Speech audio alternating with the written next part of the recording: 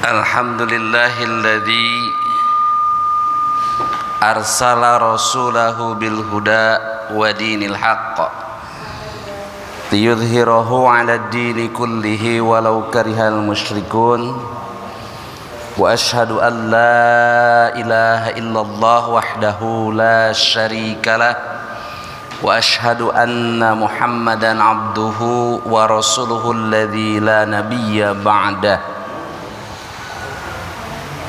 Hadirin ikhwatu iman rahimakumullah. Pertama dan utama mari kita panjatkan puji dan syukur kehadirat Allah Subhanahu wa taala. Alhamdulillah pagi hari ini kembali dengan izin Allah, takdir Allah, juga pertolongan Allah, kita bisa berkumpul bersama di tempat yang mulia ini, di Masjid Allah, tentu dalam rangka melaksanakan salah satu tugas yang jelas dari Allah Subhanahu wa taala, yaitu melakukan atau melaksanakan ibadah. Mudah-mudahan ibadah yang tengah kita laksanakan ini menjadi ibadah yang diterima oleh Allah Subhanahu wa taala. Amin ya rabbal alamin. Judul pada pagi hari ini, perintah agar berpegang teguh kepada Quran dan Sunnah.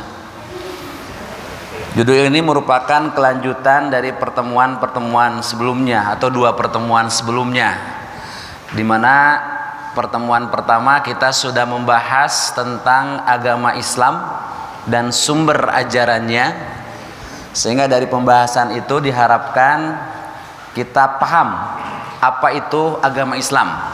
Secara definisi kita sudah sampaikan, kemudian apa yang menjadi sumber ajarannya itu pun sudah disampaikan. Melanjutkan pertemuan selanjutnya setelah agama Islam dan sumber ajarannya, kita masuk kepada kewajiban asasi manusia.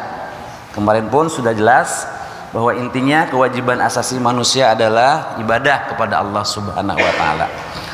Nah, maka pada kesempatan ini melanjutkan dari judul-judul yang sudah disampaikan, kita kasih judul perintah agar berpegang teguh kepada Quran dan Sunnah. Mudah-mudahan nyambung begitu ya. Baik teman-teman, kita awali dengan melihat firman Allah di dalam Al-Quran surat An-Nisa ayat 59. Ini ayat populer, insya Allah teman-teman sudah sering mendengar atau bahkan ada yang hafal ayat ini ya.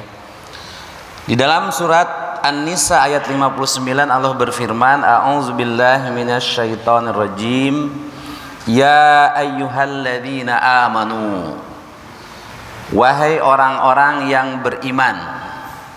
Kalimat seruan, ada harfu nida.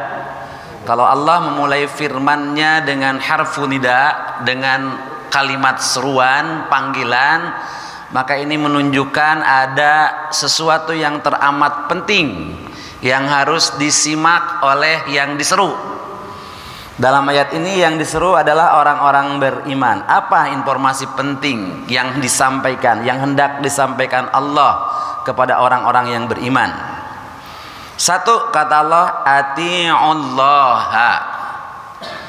Ati'u, patuhilah oleh kalian, taatilah kalian. Kepada siapa harus taat? Kepada siapa harus patuh? Allah, ya, kepada Allah. Allah yang menurunkan Al-Quran, yang Al-Quran itu menjadi sumber ajaran Islam di pertemuan pertama ya. Maka kewajiban orang-orang yang beriman beribadah kepada Allah itu yaitu dengan mentaati Allah, mematuhi Allah. Yang kedua, wa ati'ur rasula, dan patuhlah kalian kepada Rasul dan taatilah oleh kalian Rasul. Rasul yang kemudian di sana ada al-hadis ya, yang merupakan sumber kedua dari ajaran Islam. Ma wada'ahu Allahu fi kitabihil hakimi wa sunnatin nabiyhi sahihati. Kemarin begitu kan? Pengertian agama Islam itu apa yang sudah Allah susun, apa yang sudah Allah tetapkan di dalam kitabnya yang bijaksana yaitu Al-Quran, dan dalam sunnah nabinya yang sahih yaitu al-hadis. Maka ayat ini mengingatkan kembali kita taat kepada Allah sebagai zat yang menurunkan Al-Quran, dan taat kepada Rasul yang dari Rasulullah kemudian keluar hadis, begitu ya, dua sumber ajaran tersebut. Kemudian yang ketiga, wa ulil amri minkum. Ulil amri di sini diterjemahkan apa? Pemegang kekuasaan. Uli itu dari waliyun, amri itu urusan, ya, yang memegang urusan-urusan. Boleh dikatakan pemimpin-pemimpin. Kalau pemimpin berarti ada yang dalam skala kecil dan skala besar. Jadi ayat ini menegaskan ada 3 ketaatan yang harus dilaksanakan oleh orang-orang yang beriman. Ketaatan yang pertama dan ketaatan yang kedua kalimatnya menggunakan ati'u. Sementara untuk ketaatan yang ketiga hanya menggunakan wawu atop saja, wa ulil amri, tidak wa ati'u ulil amri atau ulal amri, ya. Artinya bagaimana? Artinya apa? Artinya ketaatan ke satu dan ketaatan pertama adalah ketaatan yang tidak bisa terpisahkan. Tidak bisa hanya taat kepada Allah kemudian tidak taat kepada Rasul, atau sebaliknya taat kepada Rasul tidak taat kepada Allah. Tetapi berkaitan dengan ulil amri ini tidak menggunakan ati'u, sehingga kata mufasir ini kondisional. Ulil amri yang mana dulu yang kemudian wajib ditaati itu? Kalau ulil amri melaksanakan kebijakan-kebijakan, perintah-perintah yang bersesuaian dengan Quran dan Sunnah, bersesuaian dengan Allah dan Rasulnya, maka wajib hukumnya taat kepada ulil amri, berlaku ati'u di sana. Tetapi kalau kebijakan-kebijakan, perintah-perintah dari ulil amri itu justru bertentangan dengan Allah dan Rasulnya, bertentangan dengan Quran dan Sunnahnya, maka ada hadis la ta'ata li khalqi fi maksiyati rabbi. Tidak ada kewajiban taat kepada makhluk dalam rangka bermaksiat kepada Allah. Itu sebabnya ulil amri itu tidak pakai ati'u, ya. Kemudian fa'in tanaza'tum, fa'in maka jika tanaza'tum, kalian saling berselisih, saling, ya, saling berselisih, saling berbeda fi syai'in pada sesuatu, farudduhu ilallahi wa rasuli, farudduhu maka kembalikanlah sesuatu itu ila kepada Allahi Allah, wa rasuli dan Rasul, tidak wa ulil amri. Jadi kalian kalau berselisih dalam sebuah perkara, apalagi perkara ini berkaitan dengan ibadah, berkaitan dengan ketaatan, ya, ketundukan, maka dikembalikannya bukan kepada ulil amri, kembalikannya kepada Allah dan Rasul. Dengan kata lain, kembalikan kepada Quran dan Sunnah. Nah, seringkali yang terjadi di lapangan, teman-teman, ketika terjadi perbedaan, ketika terjadi perselisihan, seringkali disandarkan kepada ulil amri, baik itu ulil amri berupa punten ormas Islam, pemimpin ajaran, pemimpin wadah gitu ya, pemimpin wadah dalam Islam. Oh da itu mah puguh kitu da dari anu, oh itu mah puguh kitu da dari anu. Nah, seringkali dikembalikannya ke sana, padahal ayat ini sangat jelas.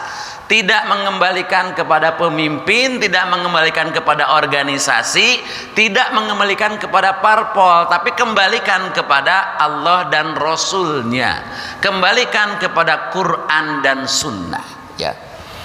Itu pun in kuntum tu'minuna billahi wal yawmil akhir. Ini yang saya ngeri. In kuntum jika keadaan kalian tu'minuna kalian beriman billahi kepada Allah, wal yaumil akhir dan kepada hari akhir. Jadi orang yang berselisih, saling berbeda pendapat dalam sesuatu, kemudian mengembalikan kepada Quran dan Sunnah, itu cirinya orang yang beriman, yang sebenar-benarnya iman. Artinya pemahaman sebaliknya, Kalau kemudian perbedaan sesuatu itu dikembalikan, disandarkan kepada umpamanya organisasi, kepada pemimpin-pemimpin tertentu, khawatir ini menunjukkan kebelum sempurnaannya iman seseorang. Karena ini dijelaskan sekali, kembalikan kepada Allah dan Rasulnya jika keadaan kalian benar-benar beriman kepada Allah dan Rasul, ya. Nah, ini barangkali ya yang mesti kita garis bawahi ketika terjadi perbedaan dalam menjalankan atau melaksanakan sesuatu, khususnya berkaitan dengan ibadah. Maka rujuknya adalah, pengembaliannya adalah harus kepada Allah dan Rasulnya. Maka di ujung ayatnya Allah menegaskan zalika khairun wa ahsanu ta'wilan. Zalika yang demikian itu khairun adalah sebaik-baiknya, wa ahsanu ta'wilan dan yang lebih baik akibatnya. Jadi ketika mengembalikan kepada Allah dan Rasul, maka insya Allah akan ditemukan jalan keluar yang benar, yang menguntungkan semua pihak. Lanjut ayat yang kedua, Quran surat Ali Imran ayat 31.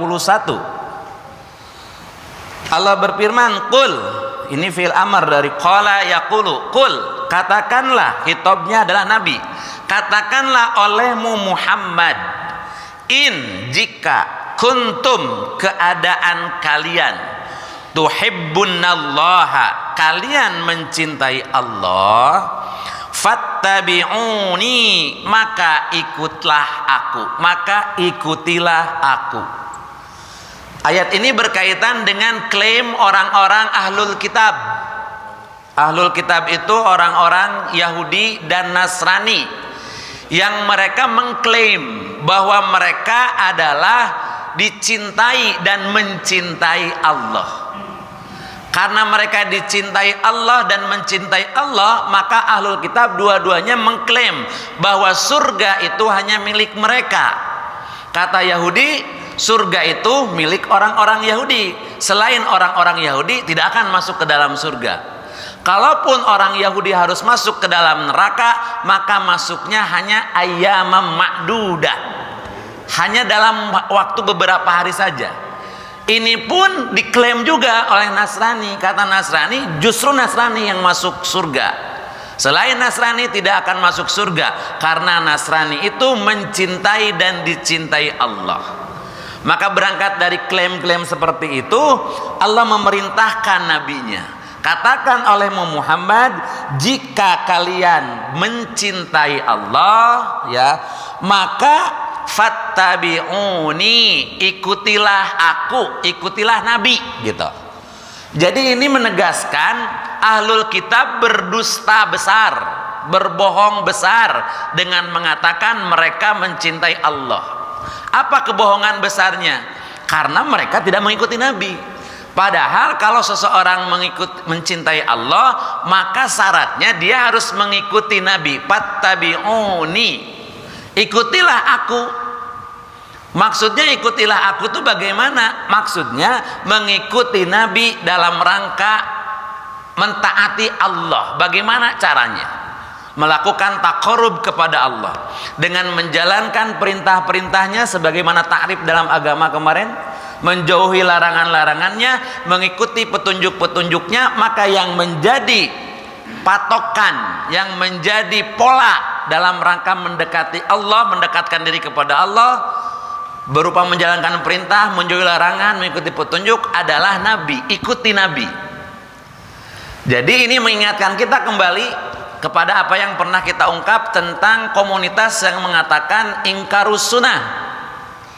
Karena ada komunitas yang menjalankan agama, konon katanya hanya dengan menggunakan Quran saja, hanya dengan menyatakan diri ketaatan kepada Allah saja, tanpa mengikuti, tanpa mengamalkan hadis. Kenapa?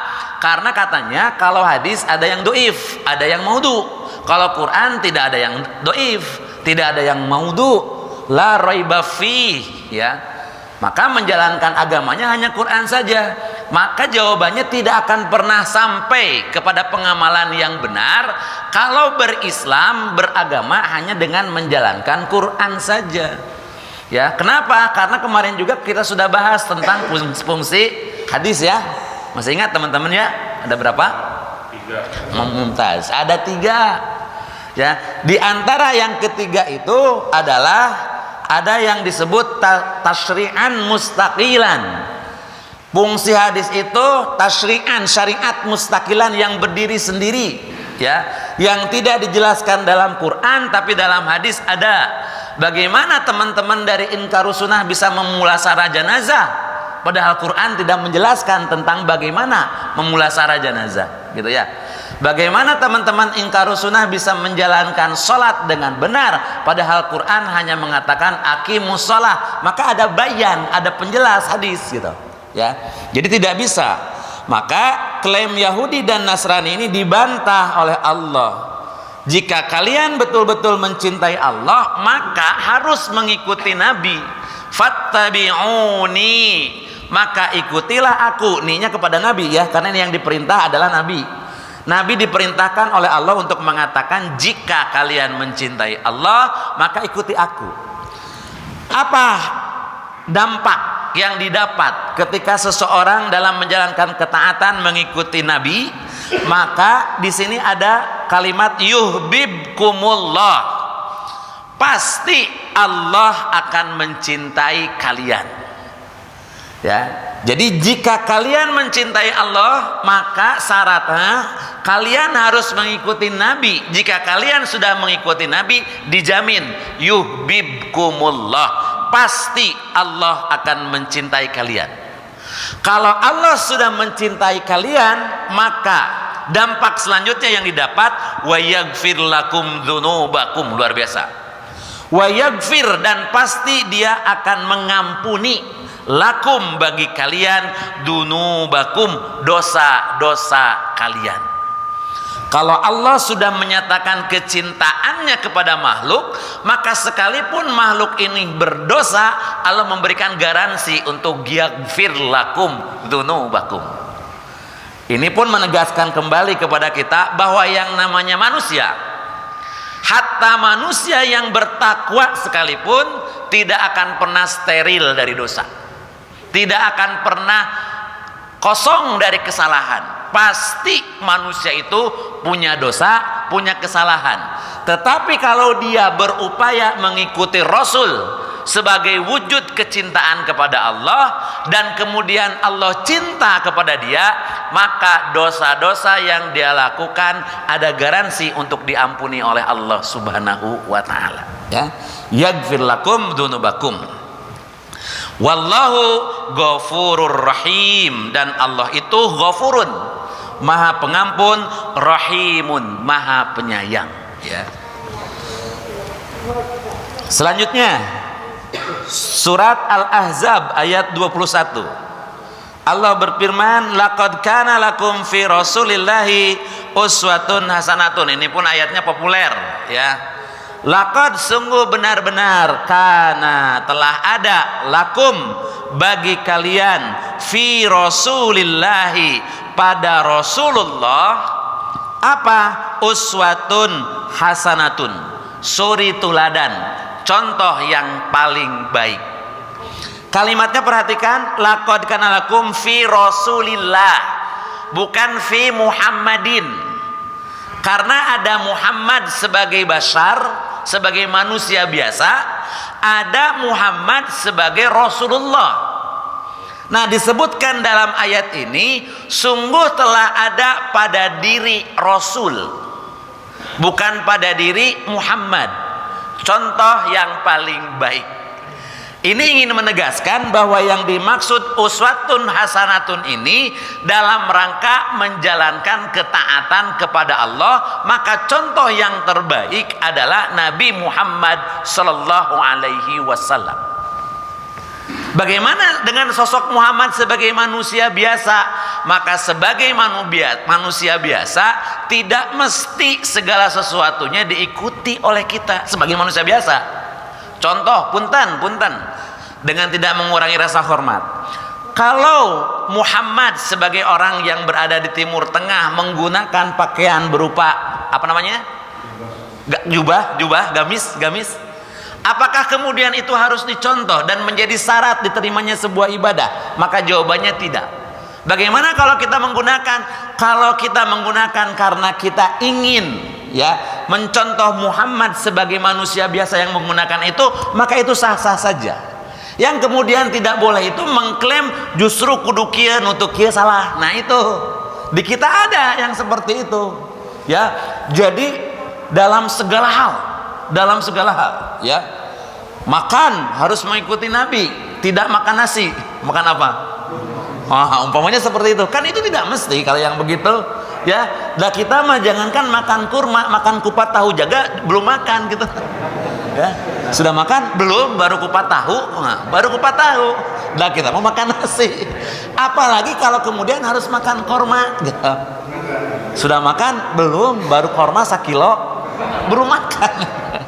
Jadi saya ingin katakan, yang menjadi uswatun hasanatun pada Muhammad itu sebagai sosok kerasulannya, sosok kenabiannya dalam menjalankan ketaatan kepada Allah. Tidak ada contoh yang paling baik kecuali Nabi.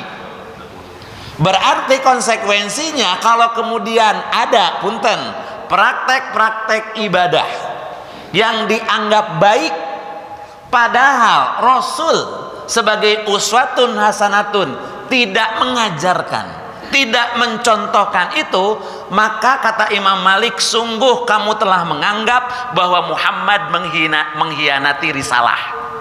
Kenapa bisa begitu? Ternyata ada yang baik yang disembunyikan oleh Nabi yang tidak disampaikan kepada umat. Berarti uswatun hasanatunnya gugur.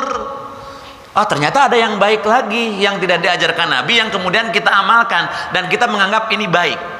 Berarti menganggap Muhammad sudah mengkhianati risalah. Dan yang kedua, ayat ini gugur, bukan lagi Muhammad contoh yang paling baik.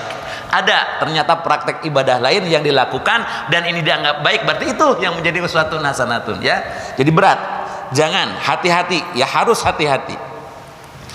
Liman kana yarjullah, liman bagi siapa orang yang kana keadaannya yarjullah mengharap untuk bertemu dengan Allah, wal yaumal akhir mengharap untuk berjumpa dengan hari akhir, wa dzakarallahu katsira dan banyak mengingat Allah, gitu ya.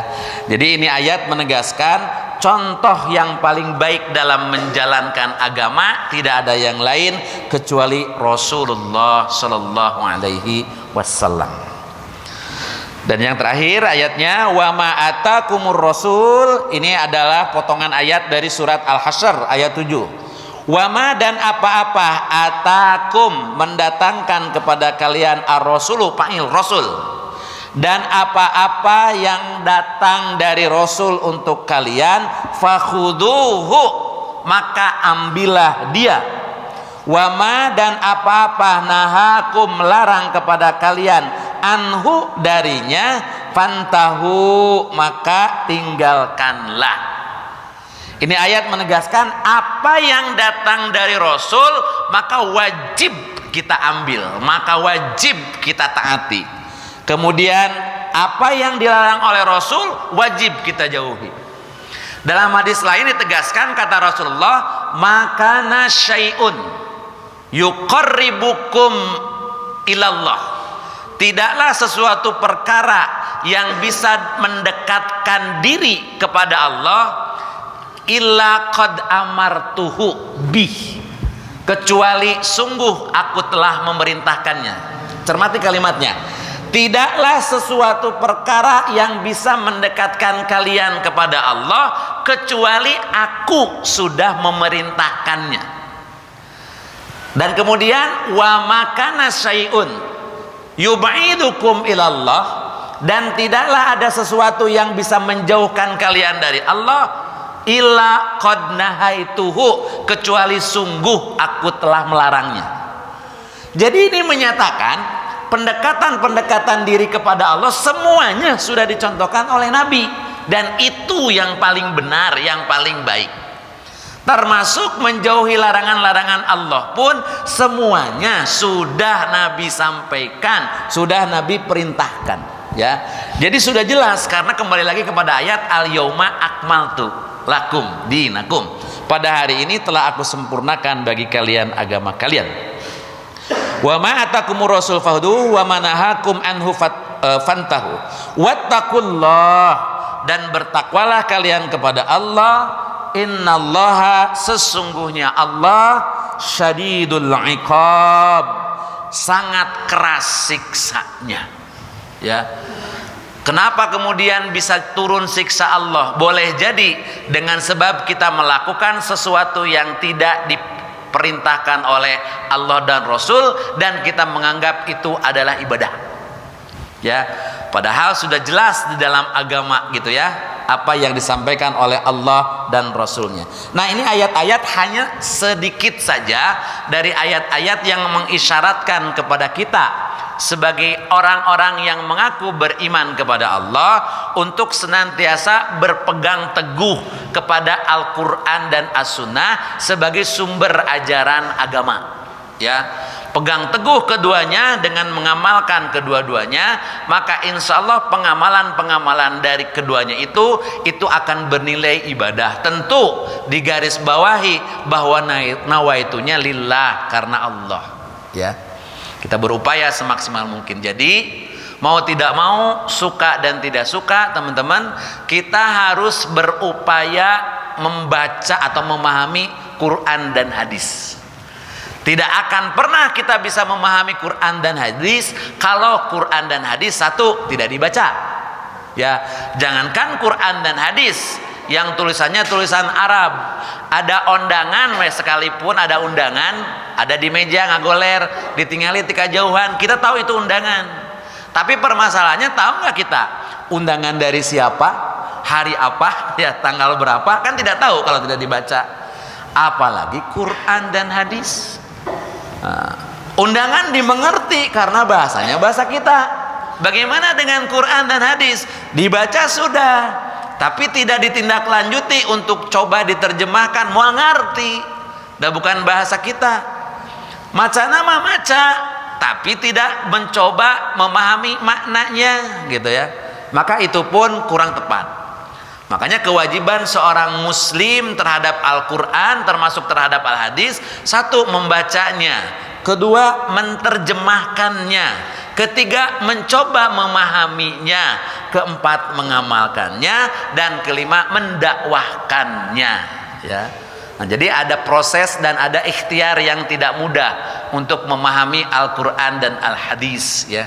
Makanya di sini ada Mustaqili, iklan itu ya. Nah, iya kan, betul kan? Baik teman-teman, melengkapi apa yang disampaikan ayat-ayat Quran tadi, masih banyak sebetulnya ayat-ayat Quran, ini hanya beberapa saja. Kita akan coba melihat sebuah hadis yang menunjukkan betapa pentingnya mengikuti Nabi dalam menjalankan ketaatan kepada Allah, gitu ya. Ini hadisnya di sebaliknya. Hadis riwayat Imam Bukhari. Haddatsana Sa'id bin Abi Maryama. Haddatsana, telah mengatakan, ya, telah menceritakan. Siapa yang menceritakan? Sa'id. Kenapa Sa'id? Lihat harokatnya dengan domah, berarti Sa'id menjadi fa'il. Sa'id bin Abi Maryam telah menceritakan kepada kami. Akhbarona Muhammad bin Ja'farin. Akhbarona telah mengabarkan kepada kami. Siapa? Muhammad bin Ja'far. Akhbarona telah mengabarkan kepada kami. Siapa? Humaid bin Abi Humaidit Tawil. Humaid bin Abi Humaitawil, annahu, sesungguhnya, sami'a, dia telah mendengar. Siapa yang mendengar? Mumtaz. Yang mendengar itu Humaid bin Abi Humaitawil. Siapa yang didengar? Nah, berarti maf'ulun bihnya anasa, maka harokatnya dengan fathah, karena Anas menjadi objek. Objek apa? Yang mendengarnya Humaid, dari sami'a ada fa'ilnya di dalamnya huwa. Dia telah mendengar. Mendengar apa?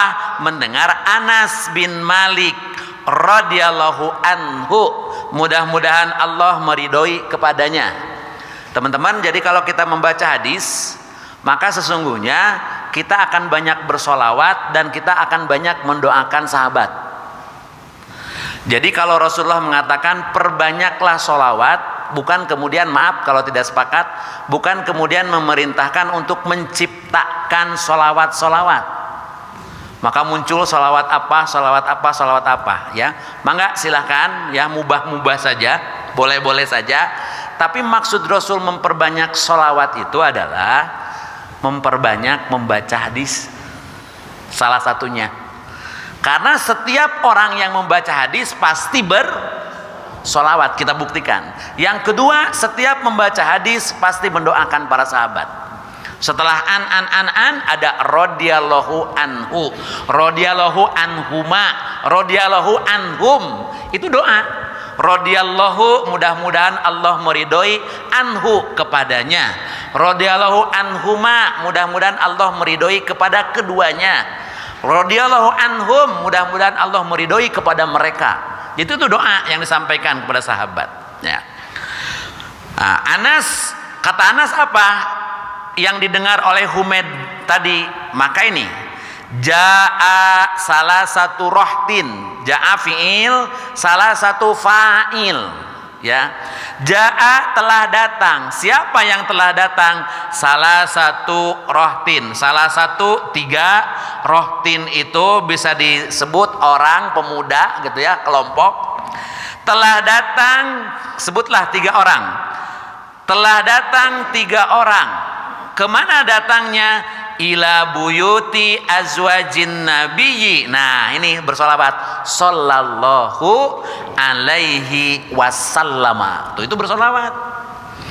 Telah datang 3 orang ila ke buyuti, rumah-rumah, azwaji, istri-istri, ya, pasangan maksudnya, tapi istri di sini, istri-istri an-nabiyyi, nabi sallallahu alaihi wasallama, sallallahu alaihi wasallam. Satu, kita berselawat.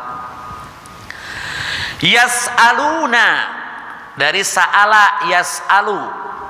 Mereka, si rohtin yang 3 orang itu, ya, 3 orang tadi, yas'aluna, mereka hendak bertanya an ibadatin nabiyyi, tentang ibadah Nabi. Lagi-lagi kita bersolawat sallallahu alaihi wasallama.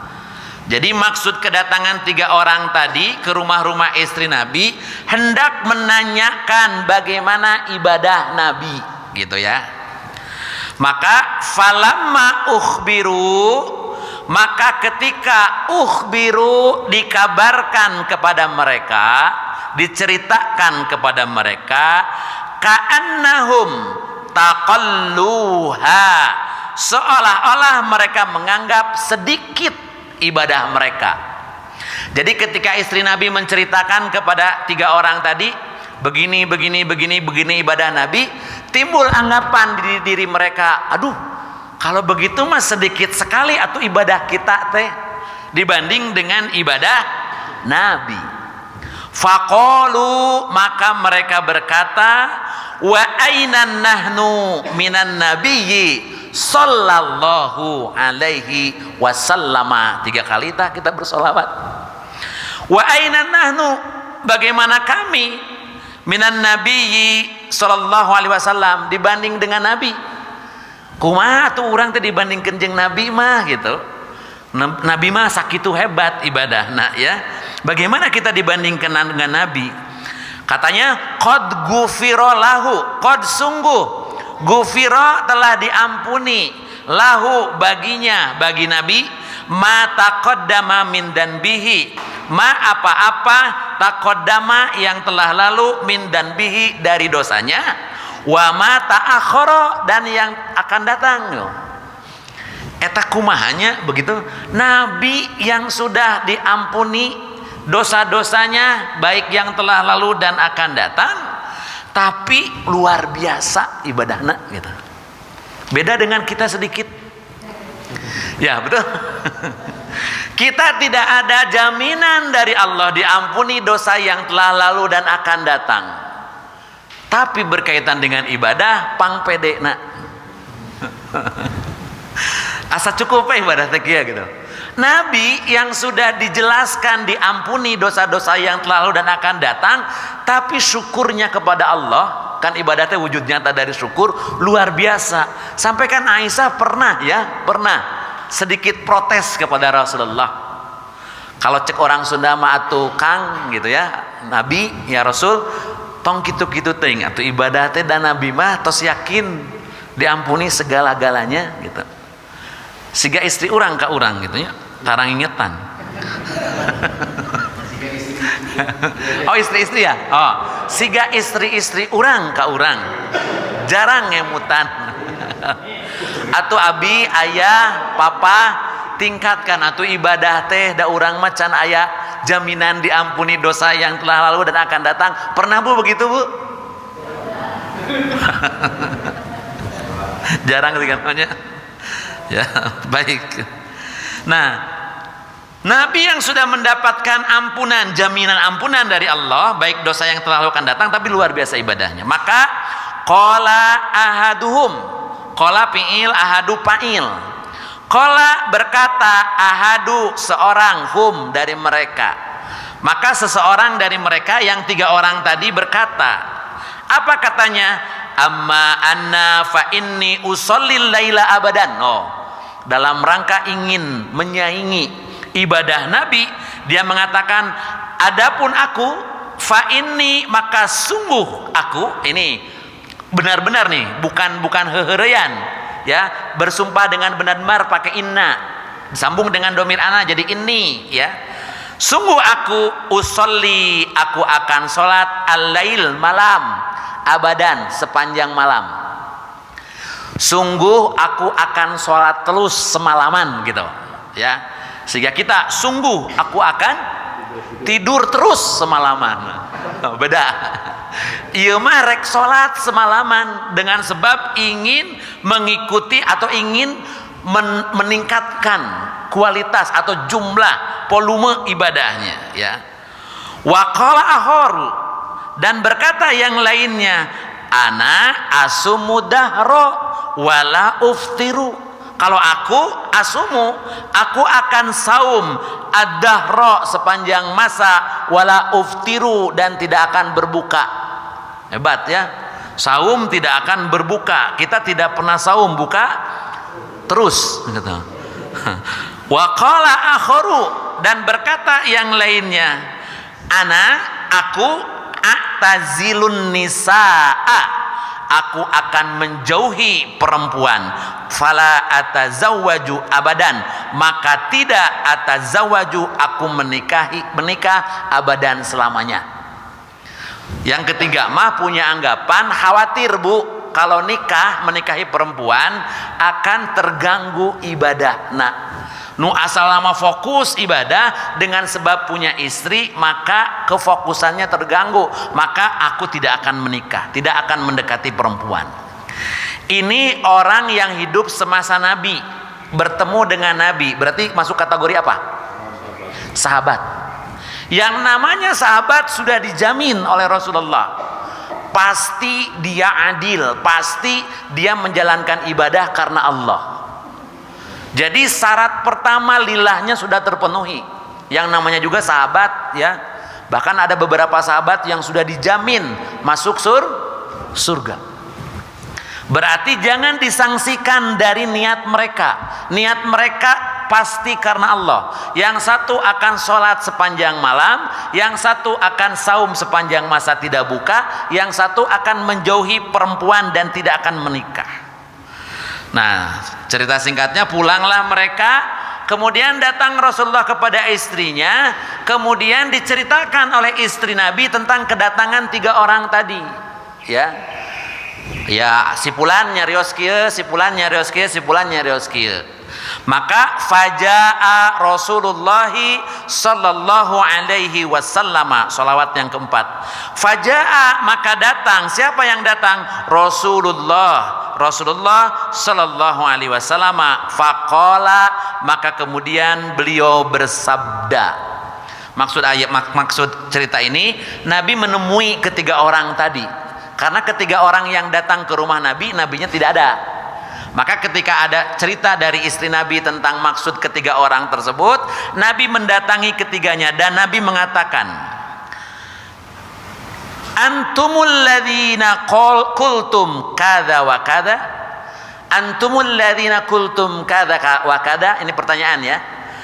Kaliankah yang berkata kultum kada wa kada, begini dan begini? Kaliankah yang mengatakan aku akan sholat sepanjang malam, aku akan saum tidak berbuka, aku akan menjauhi para wanita? Maka kata Rasulullah, amma wallahi inni la ahsyakum lillah wa atqakum lahu. Ini nih, kata Nabi, demi Allah, ini sesungguhnya aku, pakai lam taukid, la ahsyakum, benar-benar lebih takut dibanding kalian lillahi, kepada Allah. Kata Nabi, aku yang paling takut kepada Allah dibandingkan kalian. Wa atqakum lahu, dan aku yang paling takwa dibandingkan kalian ya kepada Allah. Jadi siapa yang paling takut kepada Allah, siapa yang paling takwa kepada Allah? Nabi. Oh, Nabi meni sombong? Bukan. Ini memberikan pelajaran kepada umat. Ya, setakut-takutnya kalian kepada Allah, masih takut aku. Setakwa-takwanya kalian kepada Allah, masih takwa aku, kata Nabi gitu. Tong ngarasa jadi pang takwana, tong ngarasa jadi pang sieuna. Nah, begitu ya. Lakini akan tetapi aku, kata Rasul, asumu wa ubtiru. Aku saum dan berbuka. Nabi ada saat saum, tapi ada saat berbuka. Tidak pernah kemudian Nabi saum terus-terusan. Betapapun ada saum wasol ya, tapi bukan saum terus-terusan, tetap aja berbuka. Ya, saum wisol itu saum tapi tetap berbuka. Ya. Ari ente rek saum moal buka-buka, merasa ingin lebih takwa, ingin lebih takut kepada Allah. Tidak, aku pun yang paling takut, aku pun yang paling takwa kepada Allah. Ketika saum bersaum, ketika buka buka. Lagi-lagi beda jeung urang, ketika buka-buka, ketika saum tah eta urang. Mendingan raku wae. Yang kedua, wa usolli wa arkudu, dan aku sholat, wa arkudu, dan aku pun tidur. Ada saatnya sholat, ada saatnya tidur, karena fisik kita tuh punya hak gitu ya. Sampai nanti ada dalam hadis, sebetulnya ada dalam uraian ini juga, berpegang teguh kepada Quran dan Sunnah. Di masjid ditarik benang, Pak, bukan benang, tambang lah mun diurang. Kenapa? Rasul bertanya, kenapa ini ada yang begini? Oh, si Pulana ya Rasulullah, kalau dia sudah capek sholat malamnya, dia berpegangan kepada tambang. Bayangkan Pak, orang aya nu sholat saking capek berpegangan? Ya, tidak ada ya. Itu luar biasa tingkat sahabat gitu ya. Karena semangat dalam beribadah, sampai sholat malam pun dengan surat-surat yang panjang membuat dia capek. Akhirnya dia membaca sambil berpegangan kepada ini tali itu. Kalau tidak berpegangan dia jatuh. Di urang mah teu berpegangan ge dan nundutan wae tarawehna gitu. Taraweh gitu, ada yang gitu. Bahkan ada kejadian Bu ya di sebelah sana, nggak usah disebutkan masjidnya. Ketika saya mengimami sholat gitu ya, tiba-tiba lagi baca surat ada nyelengkeng amin. Kaget saya juga ya, kenapa gitu. Hampir hebat gitu. Setelah selesai dia menghampiri Ustaz, punten Ustaz, kunaon atuh? Kaimpikeun eta cenah keur salat hebat tuh. Tengah berdiri dalam salat, tertidur ngimpi imam keur maca Al-Fatihah. Maka begitu waladolin dia mengatakan amin sorangan, Bu. Asli. Asli itu ya. Dia mengatakan amin, atau kaget kabehnya. Akhirnya saya tertawa setelah mendengar cerita dari dia. Luar biasa hebat dalam keadaan berdiri bisa tidur. Gitu. Saking keluarga teuing buka biasa nama. Ya, kata Nabi, wa usolli wa arkudu, aku salat dan aku tidur gitu ya. Sehebat-hebatnya Nabi sholat malam, sepanjang-panjangnya Nabi sholat malam, tapi tetap waktunya untuk tidur Nabi memberikan hak kepada fisiknya, gitu ya. Nah, kemudian wa atazawwajun nisa, dan aku pun menikahi perempuan. Tidak kemudian menjauhi perempuan, tidak menikah dengan perempuan karena takut akan mengganggu ibadah.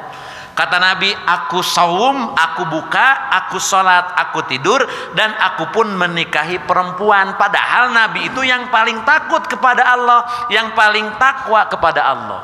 Dan ujungnya yang membuat kita ngeri, kata Rasulullah, faman rogiba an sunnati falaisa minni. Ini seringkali diungkap dalam seren sumeren panganten. Sok tinggal lamun seren sumeren. Faqala Nabi sallallahu alaihi wasallam an-nikahu sunnati faman raghiba an sunnati falaysa minni. Nikah we ungkul disebutkeun teh. Nikah itu sunnahku. Faman, maka siapa orang yang rogiba, tidak menyukai, benci, an sunnati, dari sunnahku. Sunnah yang mana? Nikah, bukan nikah hungkul gitu ya. Tapi ini seringkali disitir oleh para penyeren atau penerima itu tentang nikahnya. Faman rogiba an sunati falaisa minni. Siapa yang tidak menyukai sunahku, falaisa minni, maka dia tidak termasuk bagianku, tidak termasuk umatku. Teman-teman, padahal 3 orang tadi sholat ada perintahnya dalam Quran, saum ada perintahnya dalam Quran. Tapi kenapa ujungnya Nabi mengatakan rogiba an sunati? Ini menjelaskan tidak cukup hanya menjalankan saja, kalau kemudian tidak berhati-hati dengan kaifiat, tidak berhati-hati dengan cara. Ini menunjukkan sholat itu betapa penting mengetahui kaifiat sholat. Karena boleh jadi seseorang sholat, tetapi pada akhirnya dikatakan rogiba an sunati. Ini buktinya, gitu. Seorang yang akan sholat malam terus, tidak tidur, maka ini rogiba an sunati, tidak menyukai sunahku. Ya, jadi hati-hati teman-teman, jangan pernah kemudian kita terjebak dengan kuantitas. Ya, makanya ayat Qur'annya tidak mengatakan liyabluwakum ayyukum aktsaru amala, tidak. Untuk menguji kalian siapa yang paling banyak amalnya, bukan. Tetapi liyabluwakum ayyukum ahsanu amala. Ya, untuk menguji kalian siapa di antara kalian yang ahsan, paling baik amalnya. Siapa yang paling baik, yang cocok dengan praktek Nabi. Berbicara kuantitas, berbicara jumlah, sholat subuh yang 2 rakaat akan lebih jelek dibandingkan dengan sholat subuh 4 rakaat. Maka saya sholat subuh 4 rakaat. Sholat ayat perintahnya dari Allah dan Rasulnya, tapi yang bermasalah adalah jumlah rakaat yang tidak sesuai. Maka ketika sholat subuh 4 rakaat, meskipun nawaitunya karena Allah, bisa termasuk rogibaan sunati. Ya, Isa nu wajahna geus capek, enakna berapa rakaat? 2 banyak. Aya hiji, setengah rakaat lebih enak gitu. Geus capek sih, geus leuleus gitu. Tapi tidak demikian, karena itu sudah ditetapkan oleh Allah dan Rasul. Ya, jadi ternyata tidak cukup semangat saja dalam beribadah, ya, tapi pola pun menjadi sangat penting. Inilah fungsinya as-sunnah, gitu ya. Fungsinya hadis, ya, menjelaskan kepada kita bagaimana cara melaksanakannya. Jadi hadis ini memberikan pelajaran kepada kita semua, betapapun lillah, betapapun karena Allah, kalau tidak cocok dengan praktek Nabi, maka itu tidak menjadi ibadah yang diterima oleh Allah. Bahkan kalau melihat kata Rasulullah tadi, inni asyakum lillah, inni atqakum lillah, aku lebih takut kepada Allah dibanding kalian, aku lebih takwa kepada Allah dibanding kalian. Kalau kemudian kita menganggap sesuatu itu bagus, ya, Padahal Nabi tidak mengerjakan berarti menegaskan urang nu leuwih takwa dibanding Nabi. Kita yang lebih takut daripada Nabi. Nah, berat ini ya. Berani kita disandingkan dengan Nabi dengan ketakwaan dan ketakutan.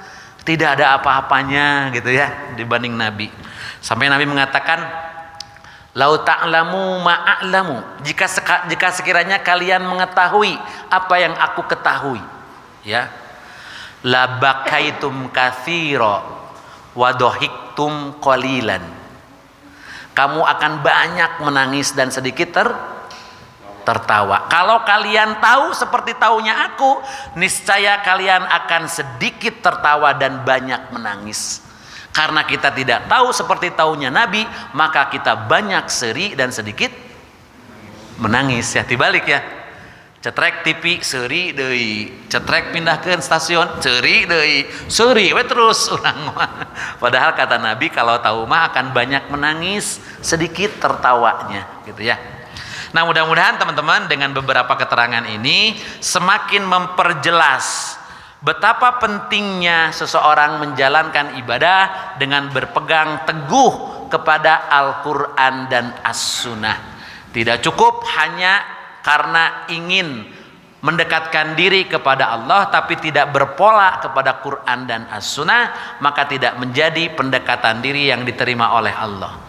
Bahkan tidak cukup berpegang kepada Quran saja, harus kepada As-Sunnah pun.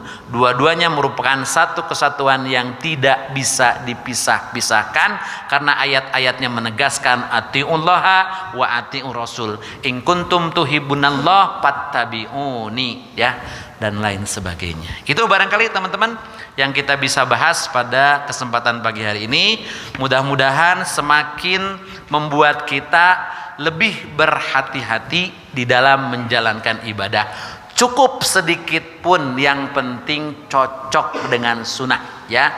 Karena menjalankan ibadah itu bukan karena banyaknya, tetapi sesuatu yang sedikit tetapi istimror, continue dan sesuai dengan sunnah, itu lebih bagus daripada banyak tetapi kemudian tidak cocok dengan sunnah. Makanya ada kaidah fikih ya yang mengatakan meninggalkan sesuatu yang kita ragu kesunahannya adalah lebih baik daripada kita terjerumus kepada perbuatan mengada-ngada, ya.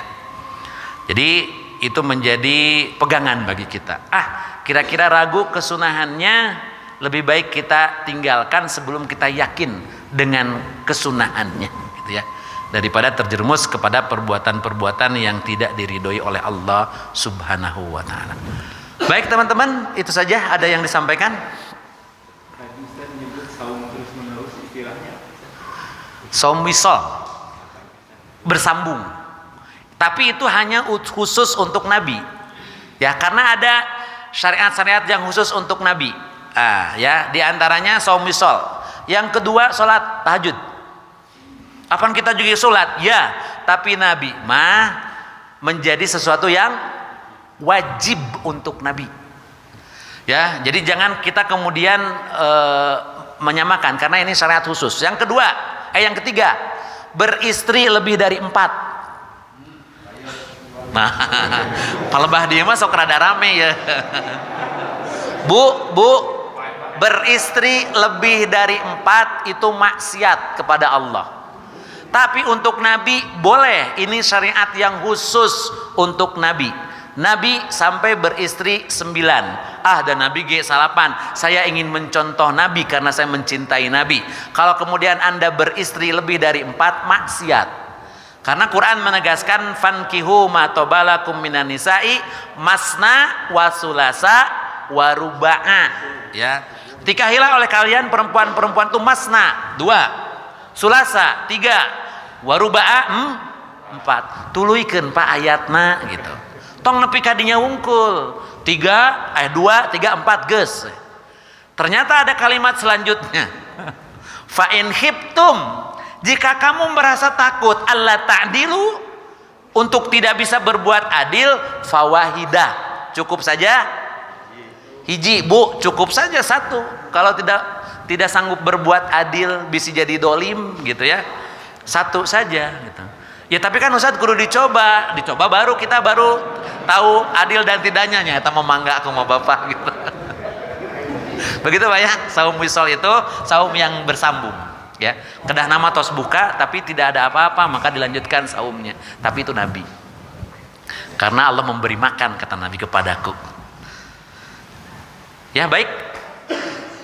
Baik, itu saja barangkali teman-teman yang bisa kita bahas. Mudah-mudahan ada guna dan manfaatnya. Semakin memposisikan kita untuk menjadi hamba Allah, Abdullah, yang betul-betul melaksanakan takorub kepada Allah, menjalankan perintah, menjauhi larangan, mengikuti petunjuk apa yang ada dalam Quran dan As-Sunnah. Yang benarnya adalah mutlak dari Allah dan Rasulnya, sementara yang salahnya karena keterbatasan saya, mohon maaf yang sebesar-besarnya. Tetap saling mengoreksi barangkali ada yang saya sampaikan tidak tepat.